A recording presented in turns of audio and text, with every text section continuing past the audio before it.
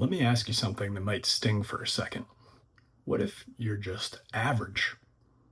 Maybe you're not the smartest, the tallest, the fastest, the most attractive, the most charismatic. Maybe you're not the next billionaire superstar.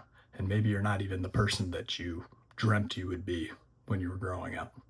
You're just a regular person. Can you handle that? Because if you can handle that, I believe that this will unlock more power and focus and determination than you've ever had in your entire life. So, over the next few minutes, I'm going to talk to you about what it means to be average. There's some hidden truth in the bell curve and the facts of statistics and how that works. I want to talk about how when you embrace your averageness, you can be more resilient and more powerful. I want to talk about how this connects to a stoicism and stoic calm that keeps you even keeled and avoids chasing emotional highs and lows. Finally, I want to talk to you about how realizing that you're average doesn't mean that you're nothing, but actually frees you.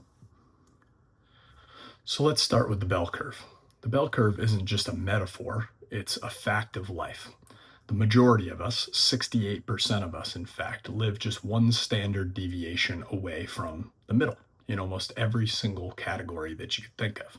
That means that if you're above average in, let's say, one thing, dancing, singing, something, you might be below average in something else like cooking or writing or something like that. So in the grand scheme of things, all of this evens out. 68% is basically 2/3, right? So in almost every imaginable category, you are one of 2 out of 3 people who are the same. So you're just like somebody else, and there's one other person who's different. Now, as soon as you get beyond one standard deviation, you get this 2 standard deviations, that bell curve drops off precipitously, and all of a sudden you're one of 95%. So basically, you're either just like 2/3 of everybody in a situation, or you're just like everybody else. So both of those statistics tell me that I'm extremely average. And I'm probably not that elite in almost anything, and that's okay. Number 2, you're not just defined by your outliers. So sometimes we think about what makes us us and what makes us special, and we think about those unique resume moments, like maybe you're the valedictorian, or maybe you got in really good shape once. So people say you're funny, you're driven, or you're a leader, or something like that. But if you zoom out, if you take every single trait that you can think of, every weakness, every win, every loss, you're pretty darn close to the middle. So you're not the worst, but you're also not the best. You're in the crowd. And as a result, that's your starting point. A lot of people talk about wanting to be even keeled, unshakable, balanced. And I think that's one of my best traits. That's probably why I'm making this video, is that people say that about me, that it's one of my best traits.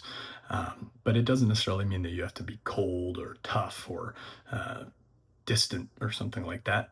It's just about humility. So it's knowing where you stand. It's knowing that you are what you are, and that's what you're going to bring to the table every single day.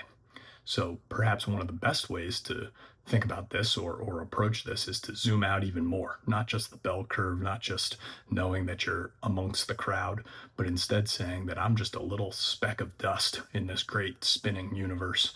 And I'm going to fail, I'm going to succeed, but it's really just a blip, just a moment in time. And that's not necessarily depressing. It's kind of freeing to know that my life is my life and I'm going to do what I want to do. And that's a liberating thing to know that I can just keep going and keep pursuing, and no one else is really going to notice or be impacted. It's about determining the life that I want to live. So number 4 says that being average is actually a great preparation for approaching challenges in life. So you're not going to be great at everything. So stop waiting to feel ready. Stop waiting to feel polished and perfect and expert in anything. Really, just get started. Just do stuff. If you're not the tallest, stand up tall and present yourself in the best way that you possibly can. Maybe you've said some dumb things or done some dumb things, but move on, apologize, solve the problem, and learn from those mistakes and know what not to do in the future. Maybe you're awkward on camera because it's 5 a.m. and you're trying to set your video camera up and get the right angle, and it doesn't matter. I'm just here, I'm recording this sucker, and we're going to put this up for people to benefit from. So don't negotiate with your excuses. Instead, accept your limitations, embrace the power of that, and go out there and do things.